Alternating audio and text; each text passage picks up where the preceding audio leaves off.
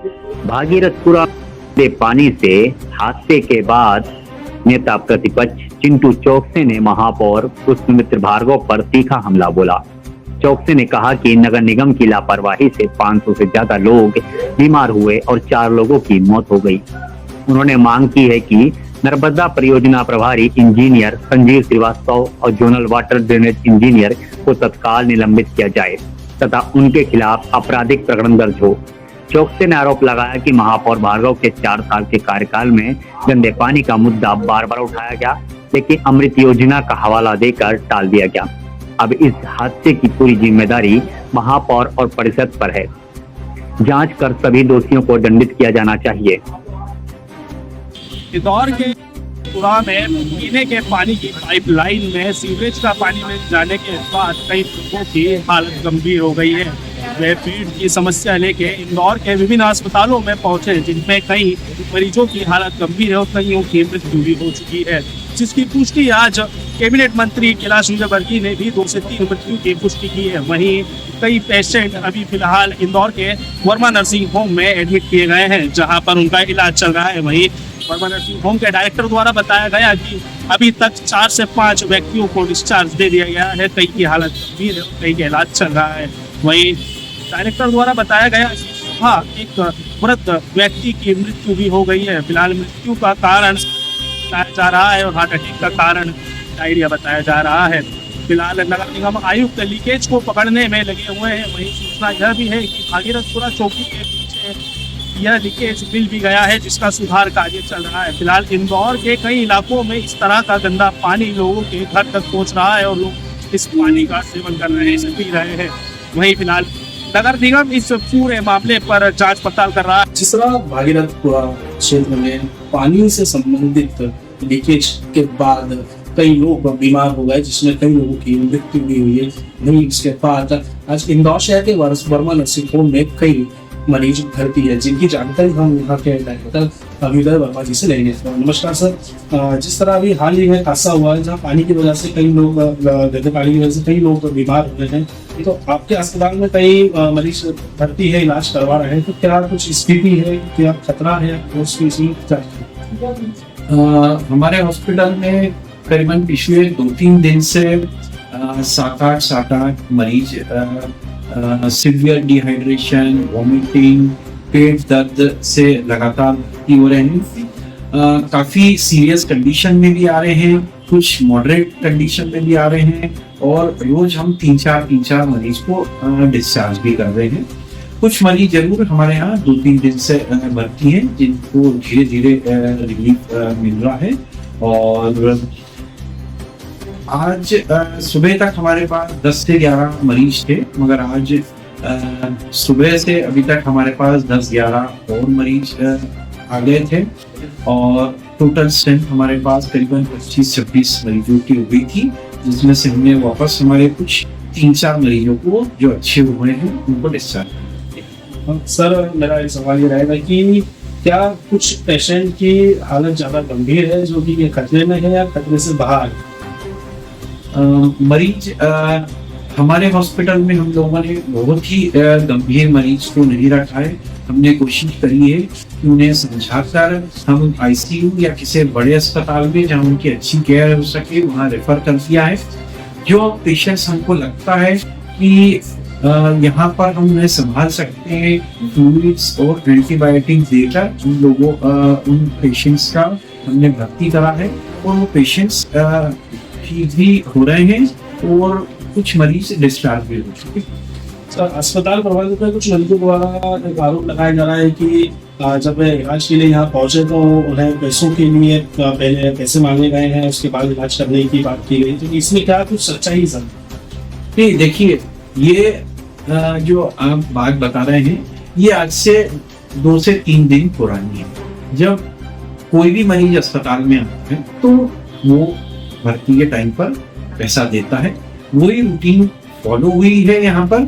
और उसी प्रकार से जैसे प्रतिदिन मरीज का डॉक्टर की विजिट का, हॉस्पिटल का, दवाई गोली का खर्चा लगता है, उसी प्रकार से मरीज से लिया गया है। अब मरीजों में ये कंफ्यूजन इसलिए आया है क्योंकि कल रात को प्रबंधन द्वारा जो है वो ये बताया गया या ये घोषणा करी गई कि किसी भी मरीज से पैसे नहीं लेगा कोई भी प्राइवेट हॉस्पिटल, और अगर कोशिश होगी तो जो उन्होंने पैसा दिया हुआ है वो उन्हें वापस दिलाया जाएगा।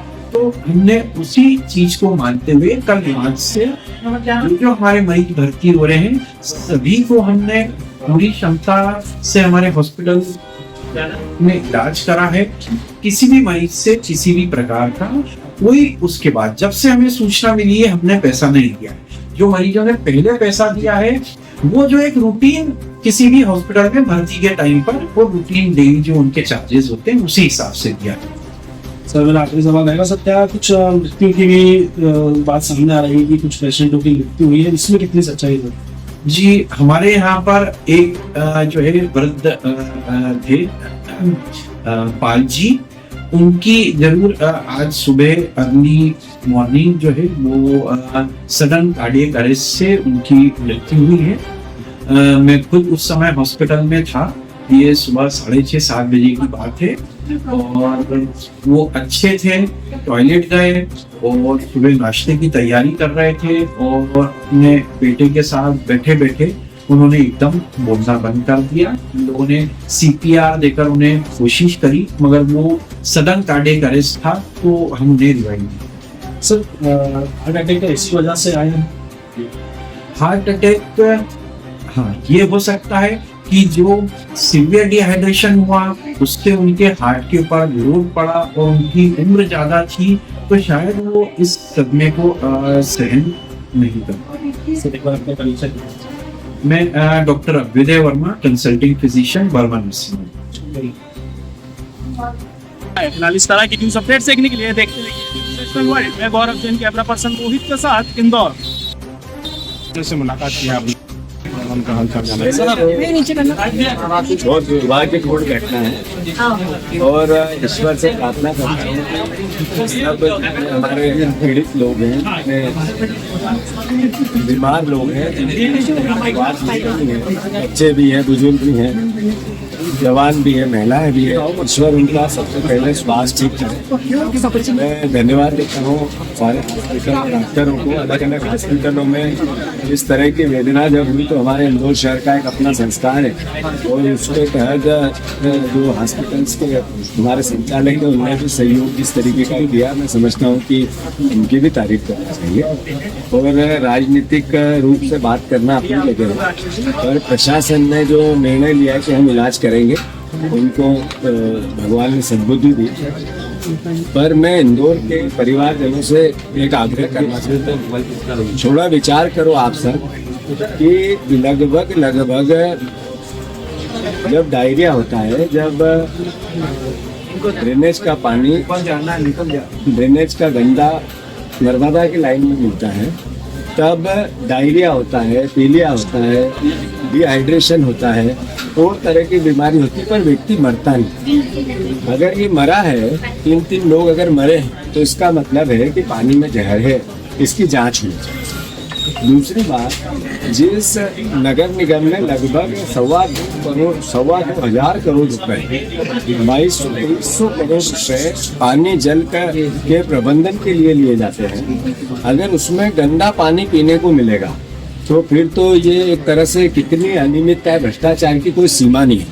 यानी आप जितने इंदौर शहर में लोग रहते हैं उसको 2200 करोड़ रुपए से डिवाइडेड करो 2200 करोड़ रुपए से, तो एक व्यक्ति पे कितना खर्च होता है। उसका बाद जहरीला पानी हम पी रहे हैं, ऐसा इंदौर अगर हमने बनाया है तो ये चिंता का विषय। मैं महापौर जी से भी आग्रह करता हूँ, मैं राजनीतिक रूप से ये बात नहीं करना चाहता, ये अवसर नहीं है राजनीति का। 3 लोगों की मौत हुई, कैसा इंदौर बन रहा है। देखो, पानी जहरीले पानी पीने से 3 लोगों की मौत हो चुकी है।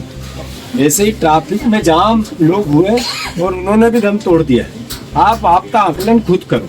एक परिवार का व्यक्ति शहर में घूमता है, सुखी होकर घर में जाता है, ट्रैफिक में रेंगता हुआ जाता है, आप टोल वसूलते हो। पूरी 3 इंजन की सरकार है। यहाँ के कैबिनेट मंत्री, नगरीय प्रशासन मंत्री कैलाश विजयवर्गीय जी है।